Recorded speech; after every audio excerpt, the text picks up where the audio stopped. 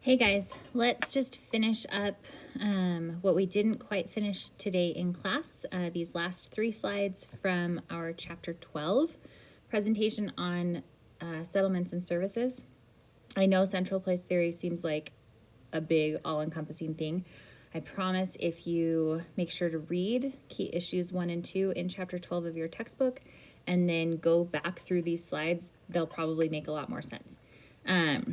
But when we talk about central place theory, it refers not just to market area analysis, but it can also refer to the size of cities and sort of the hierarchy of those cities, okay? So this slide in front of you kind of gives you the steps as we go from kind of smallest components of central place to the biggest. The first is that nesting piece, right? We use hexagons because they nest to each other. Those market areas across developed countries would be a series of different sized hexagons. So the smallest is going to be small towns, and then you can get even bigger from there. We'll look at a graphic here at the end that kind of gives you what that overlapping nesting of hexagons could look like. Many small settlements with small ranges and thresholds are going to be like those smallest components of hexagons, and then you get bigger from there with larger settlements, larger ranges, larger thresholds. From there, the next step up is this rank size distribution, which we've already talked a little bit about in class. But the rank size rule is that in developed countries, if you put all of the settlements together from smallest to largest, or largest to smallest, you see a pattern. Which is that the country's nth largest settlement is 1/nth of the population of the largest settlement. So for example, the country's third largest city is 1/3 the size of the largest city. The US does seem to follow this pattern. You asked in class if that was intentional. No, it's not intentional. That's what's really cool about the way cities formulate, is that without intending to or without realizing it, we follow these rules kind of, or these patterns emerge as settlements are created. We don't need to put 2 ginormous cities next to each other because you already had one, and that provides all of the services that that area needs. So another big city develops somewhere else for similar reasons, right? In areas that don't follow rank size rule, and this is generally where you're going to find developing countries that don't follow rank size rule follow primate city rule, or may follow primate city rule. Many of them do, where the largest settlement has more than twice as many people as the second largest settlement. So if the largest settlement had twice as many people as the second settlement, that would follow rank size distribution. But where that's not the case, where you have a gigantic big main city and then everything else is much smaller, that's a primate city. The largest city is called the primate city. Mexico City is a primate city. Mexico City is 5 times larger than the second largest city in Mexico, which is Guadalajara. And then after primate city, we get to a world city. And we're going to talk a little bit more about world cities on the next slide too. But a world city is basically an international urban center that's part of the core of global trade and finance. So when we think about all of the main cities in the world that kind of run all of the financial and business sectors, we think about Tokyo, we think about London, we think about New York, we think about Paris, we think about Seoul. Those are world cities, okay? Now, world city introduces us to this concept of the gravity model. So the gravity model is a model that predicts interaction between places based on population and distance. So the bigger the population of both cities, the more likely they're going to interact.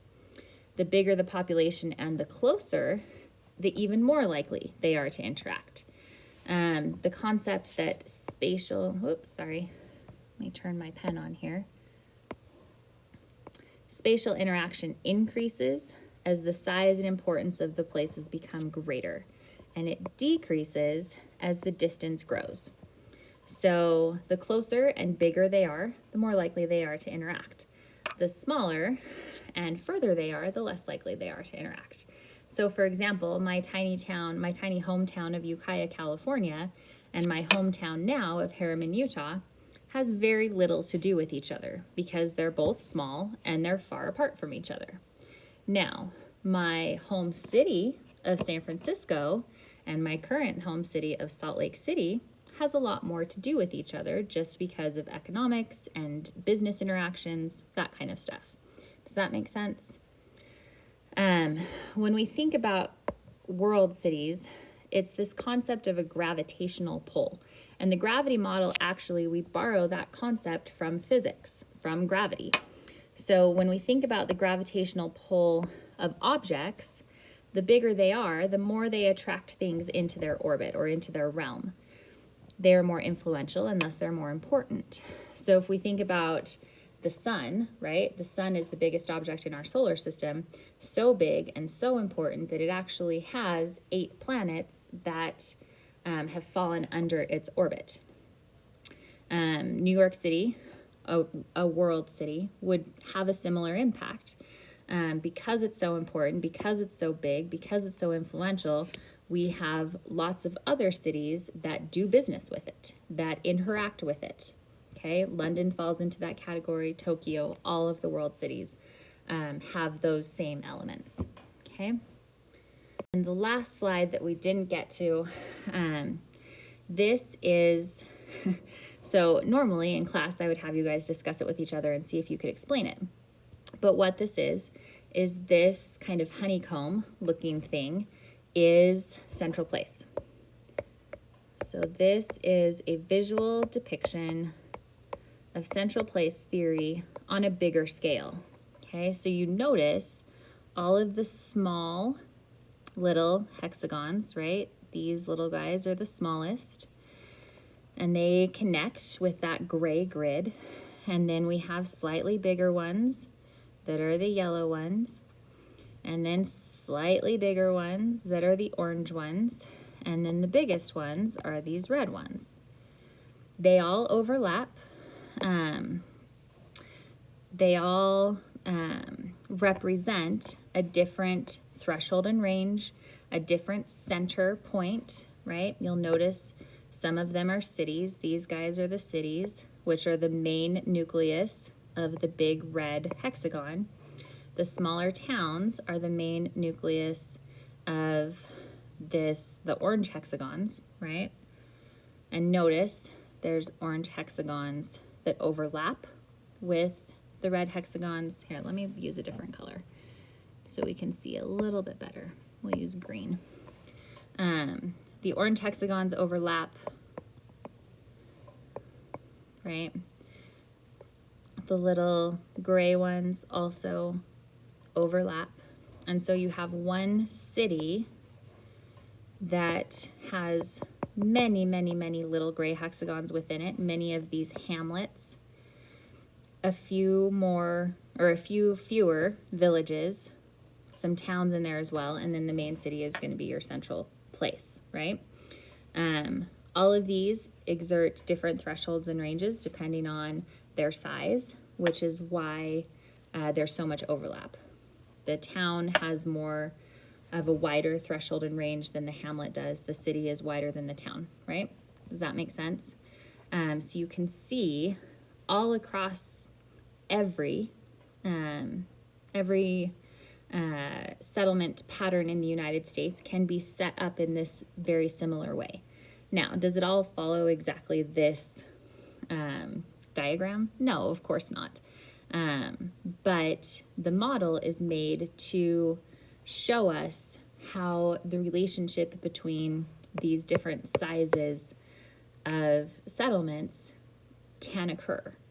And so this is a model that we use to better understand what we see happening on the surface of the earth.